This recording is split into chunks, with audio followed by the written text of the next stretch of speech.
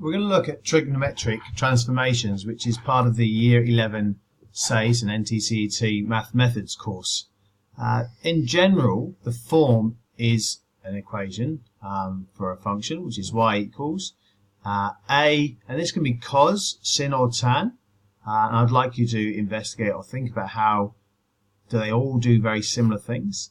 And then we have b inside bracket x minus c, close bracket twice to make sure it's all within the cos plus d.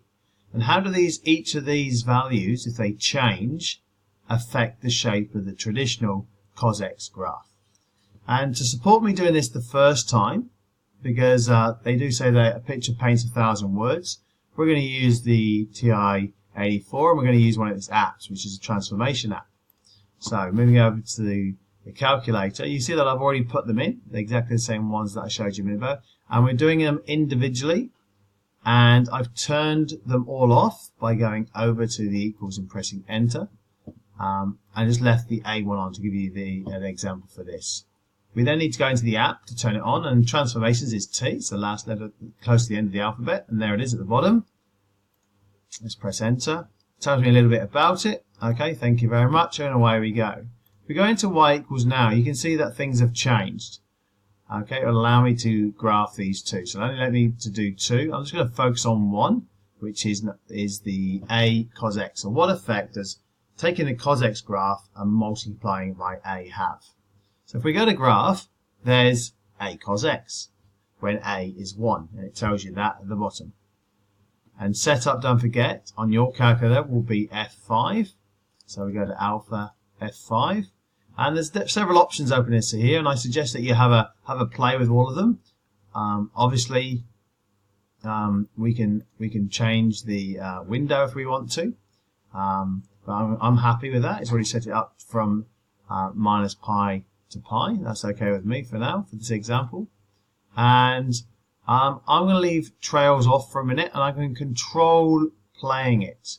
I'm going to start at a equals 1, so I'm just going to look at positive values of a. And if I go to graph now, then we've still got the same thing, but if I arrow across to the right, we can see how the graph is changing. So what I want you to think about is, as I change the a value, what's happening to the graph. Okay, and I can even go negative if I want to off of that. So that's controlling it completely. Okay. Let's go back to setup, and this time though I am going to change the window. Let's go say from minus 2 pi, so that's 360 degrees but in radians, to 2 pi.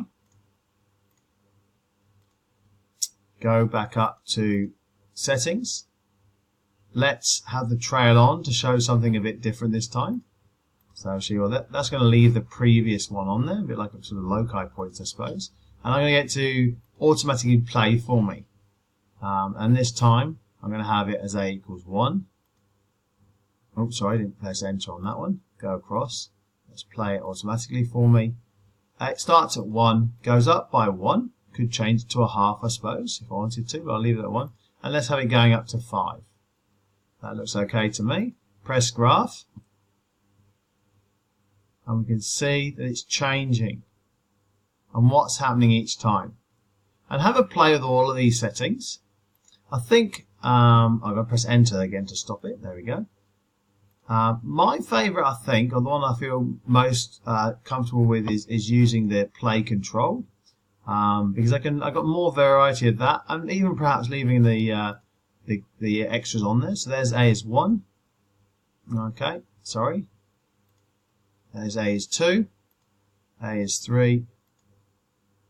Okay, so we can see what's happening each time, and therefore then would get you to make an assumption of what effect that has. And once you've got an idea of what you think that one is, then I'd like you to think about changing it and just looking at what effect does B have on it, and then what effect does minus C have on it, and then by adding a D on the end, can you make a general assumption? And when you've tested it for cos, is that exactly the same for sin and tan? Do what you think is true for this apply when we do sin and tan? So plenty of investigation, a really nice visual to support your learning, and I hope you find it beneficial. the TI84 transformation app. Thanks for watching.